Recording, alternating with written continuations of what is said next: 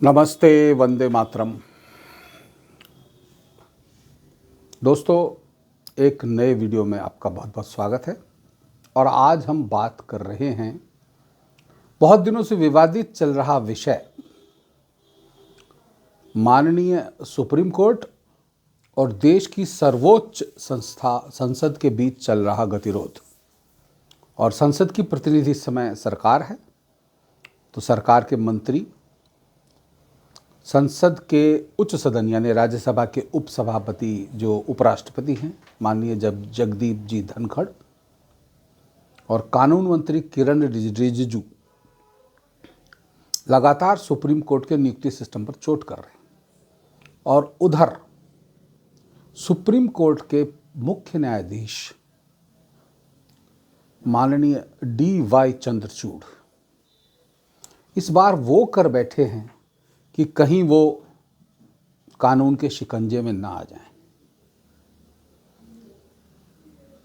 अपने अधिकारों की लड़ाई को लेकर सुप्रीम कोर्ट अपने आदमी को खुद ही नियुक्त करना चाहता है। ये शुरू से वो कर रहे हैं। 93 में जब से कॉलेजियम बनाया, सरकारें कमज़ोर रही हैं और कॉलेजियम बनाने को सरकार ने संविधान को हाईजैक करके, हत्या करके एक नया कानून बना दिया और अपना सिस्टम चला दिया। 2016 में मोदी सरकार ने न्यायिक नियुक्ति आयोग NJAC जिसे बोलते हैं उसे बनाकर दोनों सदनों से पूर्ण बहुमत से पास कराकर लागू करने का मन बनाया, तो उसे सुप्रीम कोर्ट के कुछ चहेते वकीलों ने लगाया और सुप्रीम कोर्ट ने उसे 9 जजों की बेंच बनाकर खारिज कर दिया। सरकार ने इस पर कोई एक्शन नहीं लिया। लेकिन इस बार सुप्रीम कोर्ट के मुख्य न्यायाधीश और उनके कॉलेजियम ने जो गलती की है वो कहीं महंगी ना पड़ जाए। हुआ ये कि कॉलेजियम जब भी जजों के नामों की सिफारिश करता है, सरकार उनकी इंटेलिजेंस रिपोर्ट मंगाती है रॉ और IB से। उसके आधार पर सरकार यस और नो का फैसला करके कॉलेजियम को वापस भेजती है। उनमें से अप्रूवल हुए बाद राष्ट्रपति की अनुशंसा के पास भेजे जाते हैं। राष्ट्रपति के दस्तखत से उनकी नियुक्ति होती है। इस बार हो क्या रहा है, कॉलेजियम ने इस बार जो नाम भेजे सरकार ने वापस लौटा दिए, आपत्ति भी दर्ज कर दी और कॉलेजियम ने दोबारा कुछ नाम वापस भेज दिए। और कुछ नाम भेजने के साथ उन पे जो सरकार की खुफिया एजेंसियों की जो रिपोर्ट थी IB और रॉ की, उन रिपोर्टों को माननीय न्यायमूर्ति धनंजय चंद्रचूड़ जो पूर्व मुख्य न्यायाधीश रहे, न्यायमूर्ति YB चंद्रचूड़ यशवंत चंद्रचूड़ के सुपुत्र हैं और इन्हें 39 साल की उम्र में ही जज नियुक्त किया था एक कॉलेजियम के द्वारा। और उस कॉलेजियम के चीफ जस्टिस उस समय CJI थे न्यायमूर्ति BN कृपाल। और BN कृपाल के सुपुत्र हैं सौरभ कृपाल, जिनका नाम DY चंद्रचूड़ के कॉलेजियम ने सरकार को वापस भेजा है। और इसमें सबसे बड़ी सिक्योरिटी थ्रेट ये है कि वे एक गे हैं, समलैंगिक हैं। ये कोई बड़ी बात नहीं है, लेकिन वो जिस व्यक्ति के साथ समलैंगिक हैं वो स्वीडिश नागरिक है और स्वीडिश सरकार का कर्मचारी है। अब इससे देश की सुरक्षा खतरे में पड़ सकती है और हमारे यहाँ सीक्रेसी कानून के तहत भी इस बात का बिल्कुल सीधा उल्लेख किया गया। लेकिन DY चंद्रचूड़ अपने सुप्रीम कोर्ट के जज बनने के एहसान को उतारने के लिए इतने अडिग हो रखे हैं कि उन्होंने कृपाल साहब के सुपुत्र सौरभ कृपाल का नाम दोबारा भेज दिया सरकार के पास। अब सरकार के पास आया है नाम, अब सरकार कुछ तो करेगी, और जैसा पहले होता है वैसा होने की कोई उम्मीद मेरे को लग नहीं रही। इनके साथ 3 जजेस और हैं जिनके बारे में रॉकी और आईबी की जो रिपोर्ट है वो सार्वजनिक कर दी गई। सीक्रेट लॉ जो संविधान में विदित है उसके तहत कोई भी ऐसी जानकारी पब्लिकली नहीं की जा सकती किसी के भी द्वारा, तो उसके खिलाफ कार्रवाई होनी बनती है। अब सुप्रीम कोर्ट के जज उस कार्रवाई से बच सकेंगे या नहीं, ये तो सरकार को तय करना है। सरकार क्या करेगी? इस बार ऐसी बड़ी भूल कर दी या पता नहीं। एक बार मैं सोचता हूँ मोदी स्टाइल ऑफ पॉलिटिक्स, हमारे माननीय पत्रकार यूट्यूबर हैं बहुत बड़े मनीष ठाकुर जी, वो इस बारे में उनको बोलते हैं मोदी स्टाइल ऑफ पॉलिटिक्स। उनके वाक्य मैंने पकड़े हैं और मैं उनका चैनल नियमित देखता हूँ। ओंकार चौधरी जी हैं और उनके साथ विजय सरदाना जी हैं जो जानकार हैं कानून के और आर्थिक विशेषज्ञ हैं। ये उन सब की जानकारी के आधार पर मैं ये इस वीडियो से कंटेंट्स लिए मैंने। और परसों मैंने इंटरव्यू देखा था जस्टिस सोडी जी का, जो दिल्ली उच्च न्यायालय के मुख्य न्यायाधीश रह चुके हैं और उपहार मामले में अंसल जैसों को सज़ा दे चुके हैं। इसके अलावा जेसिका लाल कांड में भी उनका फैसला बिल्कुल एक नज़ीर बना हुआ है। ऐसे वकील सुप्रीम कोर्ट तक नहीं पहुंच पाते और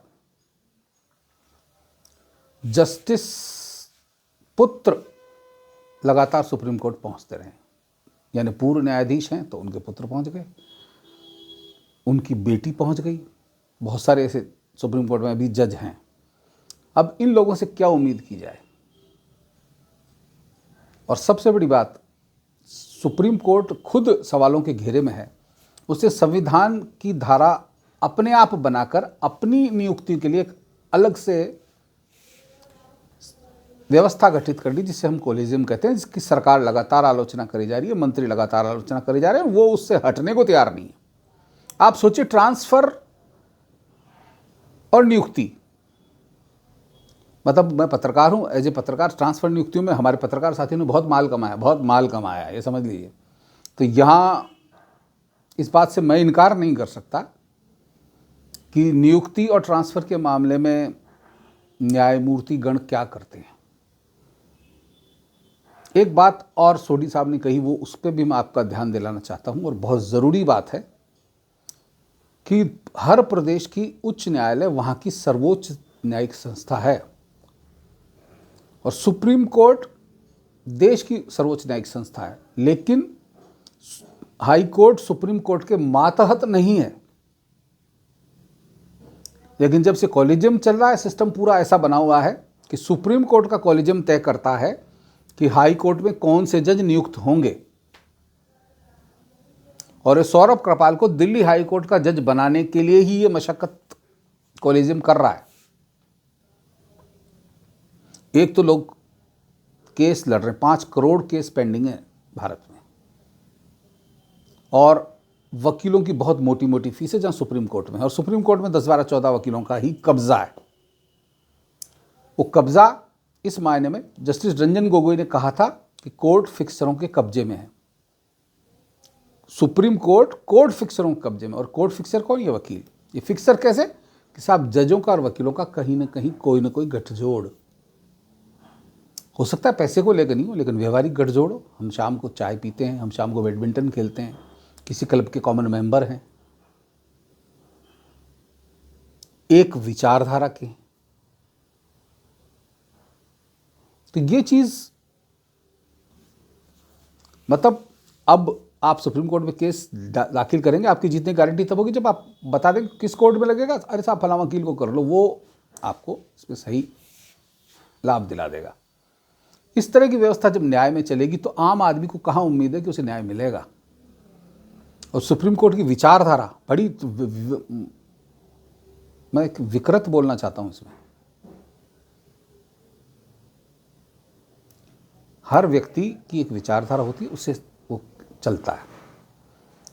अब सुप्रीम कोर्ट के कई फैसले ऐसी विचारधारा से चलते आए हैं। अभी पिछले दिनों नुपुर शर्मा के मामले में कोर्ट ने क्या किया, कमेंट किया अलग से कि साहब आपने दंगे करवा दिए, और जब दूसरा पक्ष सर तन से जुदा को अमल में ला देता है, सुप्रीम कोर्ट खामोश रहता है। हल्द्वानी में रेलवे ट्रैक पे कब्जा करने वाले समाज, अब क्या बोलेंगे उनको? ऐसे सामाजिक लोग समाज कहलाने लायक हैं क्या? जिहादी बोलते मनीष ठाकुर, मैं भी बोल रहा हूं जिहादी, लेकिन वो खुद जिहादी नहीं है। जिहादी हैं उनको बिठाने वाले, जिन नेताओं ने अपने वोट बैंक के खातिर उनको वहाँ बसाया, जबरन बसाया और वहाँ उनको दादागिरी करने की इजाज़त दी। उनको हटाने के लिए जब सरकार का हाई कोर्ट का निर्णय जो 2016 में पास हुआ था, उसको ओवररूल करके सुप्रीम कोर्ट ने मानवीय आधार पर उनको रोक दिया। और जब कश्मीरी पंडितों के पलायन के मामले को सुप्रीम कोर्ट में दाखिल किया तो उन्होंने उसको डस्टबिन में फेंक दिया कि नहीं नहीं, ये तो बहुत हो चुका। सुप्रीम कोर्ट के दोगलेपन का प्रतीक है। कोर्ट दोगला नहीं है। कोर्ट में जो बैठे हुए माननीय न्यायाधीशगण वो अपने मानवीय पहलू को अपनी विचारधारा से ग्रसित होकर फैसला कर रहे हैं, ना कि वो संविधान के आधार पर कुछ बात कर रहे हैं। जनता का विरोध आया तो नुपुर शर्मा के मामले में जजों को पीछे हटना पड़ा ना। हिजाब का हुआ, हिजाब एक स्कूल में नकाब पहनने की बात है खाली, वहाँ उनका स्कूल का रूल है, उन्होंने मना कर दिया। साहब मामला सुप्रीम कोर्ट आ गया। आप बताइए इसकी फीस कौन भर रहा है? करोड़ों की फीस है। तो देश के खिलाफ जो लोग साजिश कर रहे हैं और न्यायालय और न्यायमूर्तिगण भी उनके साथ अगर मिल जाते हैं तो देश का क्या होगा? ये देश को लोगों को बहुत सोचने की जरूरत है। एक इंटरव्यू में माननीय विजय सरदाना जी जो सुप्रीम कोर्ट के वकील हैं, उन्होंने एक बात को कहा कि आज पॉलिटिकल पार्टियां हल्ला करेंगी अगर सरकार की तरफ से सुप्रीम कोर्ट पर कोई नकेल कसी जाएगी कि साहब आप इसमें दखल देने की कोशिश करें। बहुत सारे पुराने वकील, एक जस्ट फली एस नरीमन, एक बहुत प्रख्यात वकील हैं पुराने ज़माने के, वो भी कह रहे कि नहीं साहब कॉलेजियम ठीक है, हालांकि खराबियां हैं लेकिन सरकारी दखल से बेहतर है। भाई 93 से पहले तो सरकारी दखल से ही नियुक्तियां होती आ रही थी, लोगों को न्याय पे विश्वास तब भी था। अब वो धीरे धीरे वो गिरता जा रहा है, साख पे बट्टा लग रहा है। तो साख को खाली आदमी का भरोसा ही तो है, उसके भरोसे ही तो आदमी न्यायिक व्यवस्था में ध्यान देता है। अगर हम इसको सुधार नहीं पाएंगे तो फिर काम कैसे चलेगा? ये न्यायमूर्तियों को सबको सोचना चाहिए। आप एक नज़ीर बन सकते हैं, दुनिया देश लोगों के सामने आप याद किए जाएंगे अगर आपने व्यवस्था को सही तरीके से चलाया। लेकिन आप व्यवस्था को अपने तरीके से चलाएंगे, आप अपने एहसान उतारने को, साहब फलां जज के बेटे को उन्होंने रिकमेंड किया, उन्होंने अगली पीढ़ी को किया, अगली पीढ़ी ने फिर उसको किया, ये एक दूसरे की पीठ खुजाने वाला काम चलता है। तू मेरी पीठ खुजा, मैं तेरी खुजाता हूँ। अभिषेक मनु सिंघवी एक बहुत बड़े वकील रहे, तो उनका तो एक वीडियो भी वायरल हुआ था। वो किसी महिला को बिठा के, जांग पे बिठा के दावा कर रहे थे कि मैं तेरे को हाई कोर्ट का जज बना दूंगा। तो जजों के मामले में ऐसी आदत, जिन पे लोग भरोसा करते हैं, मी लॉर्ड कहते हैं, हालांकि मी लॉर्ड पना नहीं है। तो विजय सरदाना जी की बात कर रहा था, वो बात कर रहे थे अधिकारों की, यानी आपसी सामंजस्य कैसा हो, यानी जुडिशरी राजनीति से अधिकार में ना हो। सही है बात, लेकिन हाई कोर्ट सुप्रीम कोर्ट के अधिकार में ये कहां लिखा हुआ? सुप्रीम कोर्ट हाई कोर्ट पर दादागिरी करे और हाई कोर्ट के वकील, वो वकील ही जज साहिबान सुप्रीम कोर्ट को देखते रहे, अरे साहब हमारा तबादला कर दीजिए या हमारे को यहाँ नियुक्ति दे दीजिए, और उनके चक्कर लगाते रहे। इन चक्करों में कुछ और भी चक्कर चलते होंगे। छोटी कोर्टों में आप जाओगे तो आपको पता चलेगा न्याय में कितना भ्रष्टाचार है। चपरासी को पैसे चाहिए, तारीख बढ़वानी है तो रीडर को पैसे दीजिए, भले ही रकम बहुत थोड़ी है, वकील तो लेते ही हैं, कहीं ना कहीं डिस्ट्रीब्यूट तो होता ही होगा ना, सिस्टम तो है ही ना। अब ऐसे सिस्टम में देश की जनता पिसने को मजबूर है, और न तो उच्च न्यायालय के, सर्वोच्च न्यायालय के न्यायाधिपतिगण इस दिशा में सोच रहे हैं, और कोई सरकार इस दिशा में थोड़ा कुछ करने की कोशिश करती है तो उसके कदम रोक लिए जाते हैं कि नहीं साहब हमारी नियुक्ति तो हम ही करेंगे, आप काहे करेंगे। ये कौन बात हुई कि हमारी नियुक्ति हम ही करेंगे? देश के राष्ट्रपति का चयन भी राज्यसभा, लोकसभा और विधानसभा के वोटों से होता है। सिर्फ एक सुप्रीम कोर्ट और कोर्टों के जज ही हैं जिनका कोई व्यवस्था नहीं है, न तो कोई एग्ज़ाम होता जो होना चाहिए, ना कोई इनके चयन की प्रक्रिया में पारदर्शिता है, जिसके लिए सरकार बार बार प्रयास कर रही है। अभी किरण रिजिजू ने चिट्ठी लिखी थी कि आप सरकार का प्रतिनिधि शामिल कीजिए, और बहुमत वाली सरकार का चिट्ठी का सुप्रीम कोर्ट जवाब नहीं दे रहा। लेकिन कहीं मैं सोचता हूँ मोदी स्टाइल ऑफ पॉलिटिक्स है, सामने वाले को पूरा खुल के खेलने का मौका देते हैं मोदी जी, और उसके बाद फिर उसका इलाज होता है। तो मेरे को लगता है इलाज शायद नज़दीक है और जल्दी आने वाला है, आना चाहिए। देश की जनता का भरोसा तभी बनेगा। सुप्रीम कोर्ट सिर्फ नाम से सुप्रीम है, देश में सर्वोच्च सुप्रीम संसद है जिसने कानून बनाया। बहुत से लोगों को शायद जानकारी नहीं होगी, 1950 में हमारा संविधान बना और लागू हुआ। इससे पहले 2 साल संविधान सभा की बैठक हुई। संविधान सभा कौन सी थी? संविधान सभा से में वो लोग थे, मतलब देश की वो संसद ही थी जो अलग अलग जगह से चुन के आए हुए प्रतिनिधि थे वोटिंग द्वारा। आज़ादी से पहले ये हुआ था, और उनका फिर वो संसद बनी थी और वो मेंबर्स थे, उन्होंने इस कानून को मतलब संविधान को बनाया। तो जो मूल संसद है और इस संसद में क्या फ़र्क है? वही चुन के आए हुए लोग हैं। वी द पीपल, हम ही इस देश के सब कुछ हैं, और हमारे को इग्नोर करके सर्वोच्च पदों पर बैठे लोग, जिनमें विशेषकर न्यायाधिपति गण, अपने आप को सिर्फ इसलिए कि साहब पोस्ट मिल गई सर्वोच्च साबित कर रहे हैं। भाई आप हमारे टैक्स से तनख्वाह पा रहे हैं, आप हमारे तो नौकर ही हैं। ये कैसे कह सकते हैं हाँ हम साहब वी द जज? No, we the people. भारतीय जनता ही सर्वोच्च है और भारतीय जनता का प्रतिनिधित्व करती है संसद, और संसद जो कह देगी वही कानून है। मेरी माननीय प्रधानमंत्री जी और राष्ट्रपति जी, उपराष्ट्रपति जी, तीनों से ये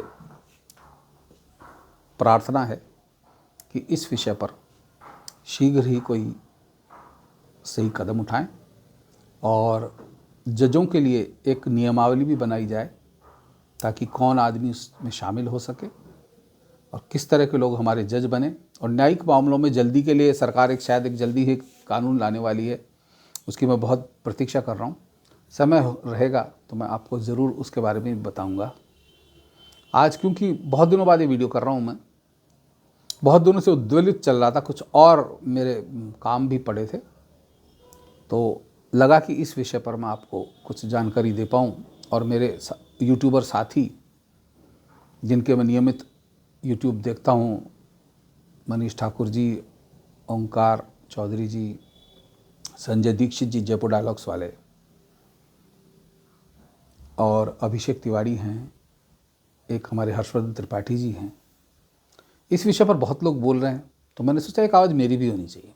अब पहुँचेगी कहाँ तक ये आप पे है। आपको अच्छा लगता हो तो आप सब्सक्राइब कीजिए, चैनल को शेयर कीजिए, लाइक कीजिए। धन्यवाद। जय भारत, वंदे मातरम।